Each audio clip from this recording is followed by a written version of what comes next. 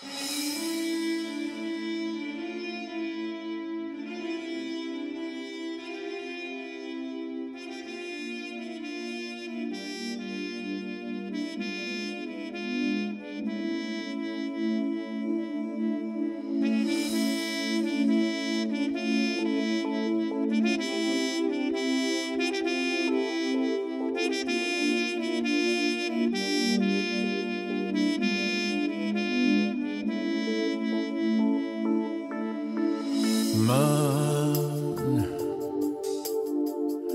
خالی از عاطفه و خشم، خالی از خویشی و غربت، گیج و مبهوت بین بودن و نبودن.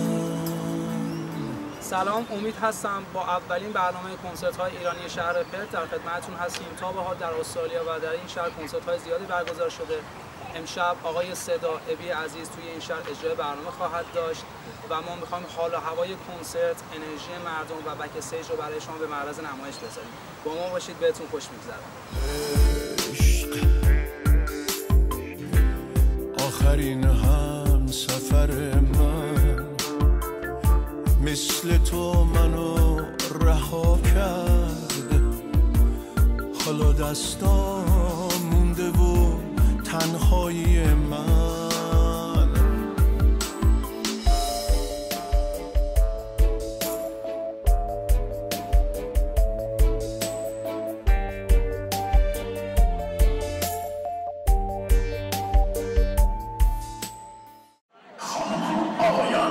کنسرت جان جوانی خوش آمدید. این برنامه تا لحظاتی دیگر آغاز خواهد شد. لطفاً روی صندلی‌های خود بنشینید با آرزوی شبی خوش برای همه شما. Ladies and gentlemen, the show is about to start.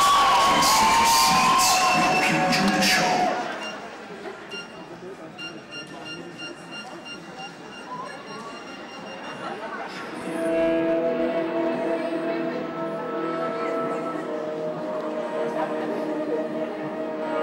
اونجا که یادم میاد همیشه این حالت رو داشتم و هنوزم دارم بعد از این همه سال.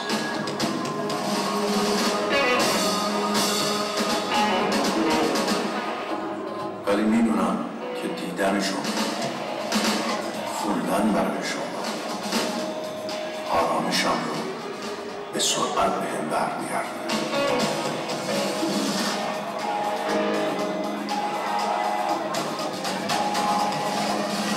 من به یک نیروی لایزال، به یک انرژی که جهان هستی رو در آغوش گرفته بسیار بسیار معتقدم.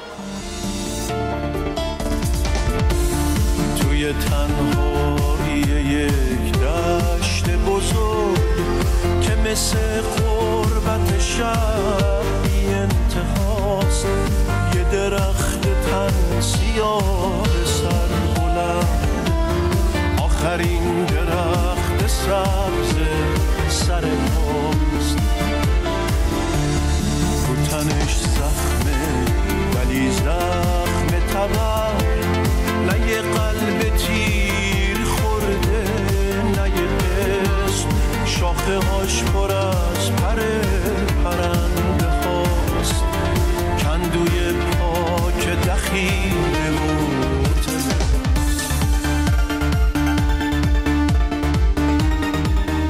خب دوستان عزیز، پیش ابی عزیز گلمون هستیم. خیلی انرژی گرفتیم ازش، واقعا کنسرت عالی بود تا به الان. از این بعدم مسلماً هستش. من که خودم خیلی انرژی گرفتم. خیلی ممنون. تمام سعیام میکنم. یه مقداری پایین ماشاءالله خوب گرم بود. ولی خب ولی خیلی انرژی بود. ما که خیلی انرژی ممنون. تو استرالیاتون اولین شهر ما هست، شهر پرت هستش. نظرتون راجع به این شهر چیه؟ خیلی باحال، باصفا. دوستانی که اومدن واقعا همونجور که گفتی they are full of energy، دستشون درد نکنه و با وجود گرما بچه ها منو سرپا نگه داشتن، دستشون درد نکنه. ممنونم از همتون، تک تکتون. فقط میتونم بگم که از صمیم قلب دوستتون دارم، براتون آرزوی موفقیت و سلامتی میکنم. باقی چیزا زیاد حائز اهمیت نیست. مرسی ازتون. وقت ابی از اون نمیگیریم بیشتر از این. ادامه کنسرت رو با هم دیگه ببینیم. مرسی. چه پرنده ها که تو جاده کوچ مهمون سفره سبز اون شدم، چه مسافرها که زیر چتر اون به تن خستگیشون خبر زدم.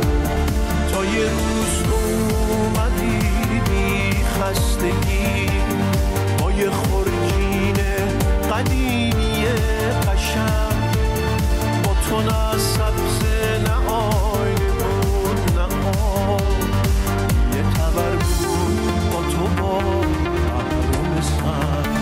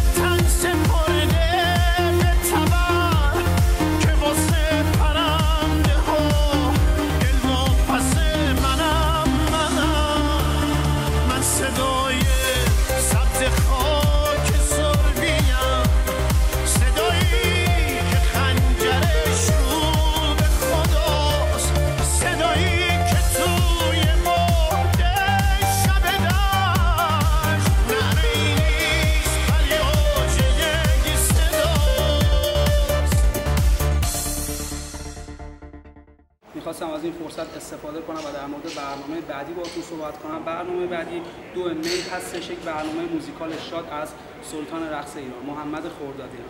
فرصت رو از دست ندید، با ما باشید تا یک شب شاد با هم داشته باشیم. مرسی. من خالی از عاطفه و خشم، خالی از خویشی و غربت، گیج و مبهوت بین بودن و نبودن. عشق آخرین هم سفر من، مثل تو منو رها کرد، حالا دستان